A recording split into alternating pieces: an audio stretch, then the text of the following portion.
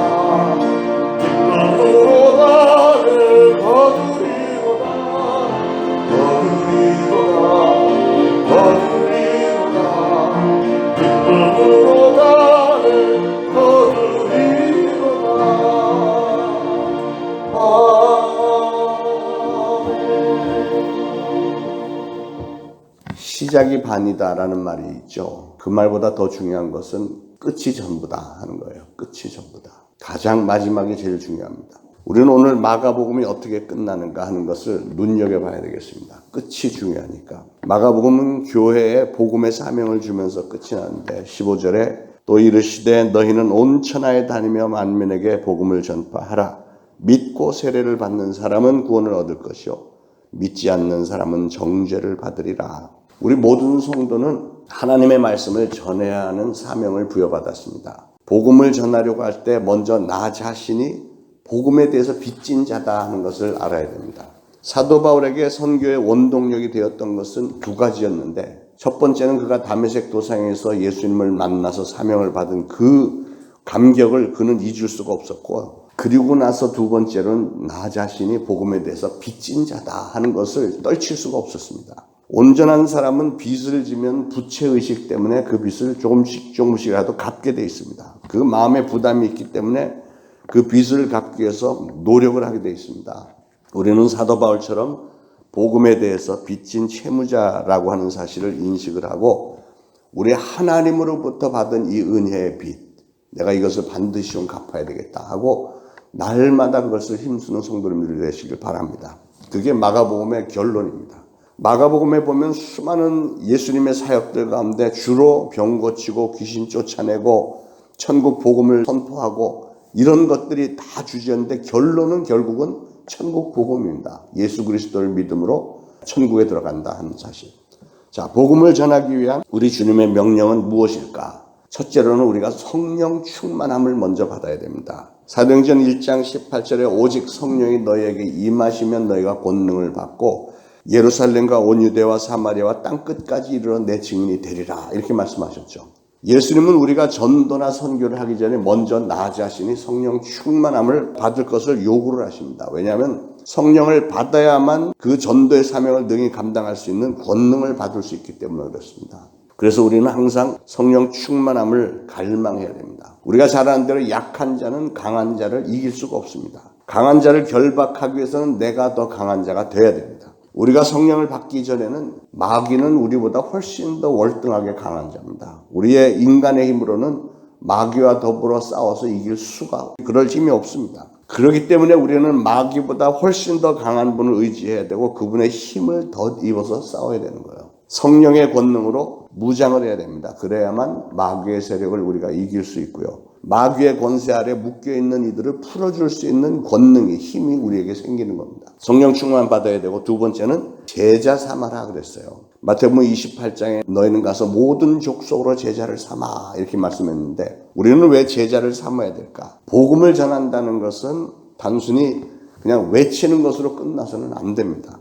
믿기를 원하고 작정한 사람들이 나오면 그분들이 회개하고 영생을 얻고 복음 안에서 살아갈 수 있도록 신앙의 훈련도 시켜줄 수 있는 그런 일을 우리가 해야 되는 거예요. 여러분이 누구를 교회 앞으로 인도했다고 그게 완전 끝이 아니고 그 사람이 주님 앞에 홀로 서 있을 때까지 옆에서 계속 도와주는 거예요. 그래서 우리는 바나바 사역도 하고 때때로 제자 훈련도 하고 뭐 이런 거 하잖아요. 태어난 어린아이가 부모님의 도움이 없이 혼자 걸을 수 없죠. 부모는 아이가 혼자 걸을 수 있을 때까지 옆에서 계속 도와주고 격려하고 하듯이 여러분이 전도한 영적인 자녀들도 같은 원리로 도와줘야 됩니다. 그래서 제자 훈련이 필요하고 구역 예배도 필요하고 다 그런 겁니다. 예수님이 우리에게 만나는 이들을 제자 삼으라 이렇게 말씀했습니다. 그런데 내 제자를 만드는 게 아니고 예수님의 제자를 만드는 거예요. 우리는 제자 삼는 사역의 중요성을 알아야 되는데 그리고 우리가 전도를 할 때 하나님이 선택하신 사람이 누군지 모르기 때문에 우리는 만나는 사람들마다 다 전도를 해야 되는 거예요. 우리는 편견을 가지고 있기 때문에 이 사람은 하나님의 사람, 저 사람은 아닐 거야 이렇게 제쳐놓는 경향이 없지 않아 있는데 그래서는 안 된다는 거죠. 오히려 이 사람이 하나님이 더 선택하신 사람일 수도 있으니까 우리는 그걸 모르니까 이 사람에게도 전도하고 저 사람에게도 전도하고 이 사람도 제자 훈련하고 저 사람도 제자 훈련시키고 이걸 해야 되는 거죠. 자, 두 번째로 복음 전파에 대한 우리의 자세는 어때야 되는가? 디모데전서 2장에 그 내용들이 나오는데 우리는 구원에 대한 하나님의 뜻을 알아야 됩니다. 하나님은 그 누구도 멸망당하는 것을 원치 않으신다고 했어요. 모든 사람들이 회개하고 예수 그리스도를 믿어서 구원을 얻는 것이 하나님의 뜻인데 우리는 하나님의 뜻을 잘 모르기 때문에 그렇다고 해서 복음 전파하기를 중단해서도 안 되고 또 여러분 주변의 사람들이 복음에서 소외가 되어서는 안 됩니다. 아까 말씀드린 대로 우리는 누구가 누군지를 모르니까 무조건 그냥 가서 전파하는 거예요. 때를 얻든지 못 얻든지 늘 성령의 충만함을 입고 열심히 복음을 전해야 됩니다. 고린도전서 1장 21절에 하나님께서 전도에 미련한 것으로 믿는 자들을 구원하기를 기뻐하셨도다 그랬습니다. 믿지 않는 사람에게 가서 예수 믿고 죄사함 받고 구원받고 천국 가셔야 됩니다. 이렇게 전도를 하면 전혀 안 믿는 사람들이 듣기에는 불쾌할 수도 있고 미련하게 들릴 수도 있습니다. 그러나 바울은 고린도 교인들에게 하나님은 전도에 미련한 것으로 믿는 자들을 구원하시기를 기뻐하셨다 이렇게 선포했어요. 십자가의 도라는 것은 멸망하는 자들에게는 미련한 것이지만 구원을 얻는 우리에게는 진정한 하나님의 능력이 되는 겁니다. 좋은 예가 하나 있어요. 그 프랑스의 집시가 전도한 간증인데 집시라는 것은 집이 없어갖고 여기저기 떠돌아다니면서 겨우겨우 얻어먹고 사는 사람들 이런 사람이 집시죠. 한 여자 집시가 있었는데 배운 것은 별로 없었지만 이 사람이 예수님을 아주 독실하게 믿게 됐습니다. 그래서 이 사람은 가는 데마다 만나는 사람들에게 전도를 하는데 하루는 중년 신사를 만났어요. 대학교 교수였는데 하나님 믿으세요. 하나님 믿으셔야 됩니다. 그랬더니 그 그림을 상상을 해보세요. 이 여자는 집시입니다. 우리로 말하면 거지예요. 거지. 그냥 집시 떠돌이들. 그런데 이 사람은 대학교 교수예요. 중년 교수. 그런데 이런 사람이 하나님 믿으셔야 됩니다. 그러면 속으로는 너같이 되게 뭐 이렇게 나올 수 있잖아요. 그런데 교수가 대꾸를 시작을 한 거예요. 하나님이 보이지도 않는데 내가 어떻게 믿으란 말이냐.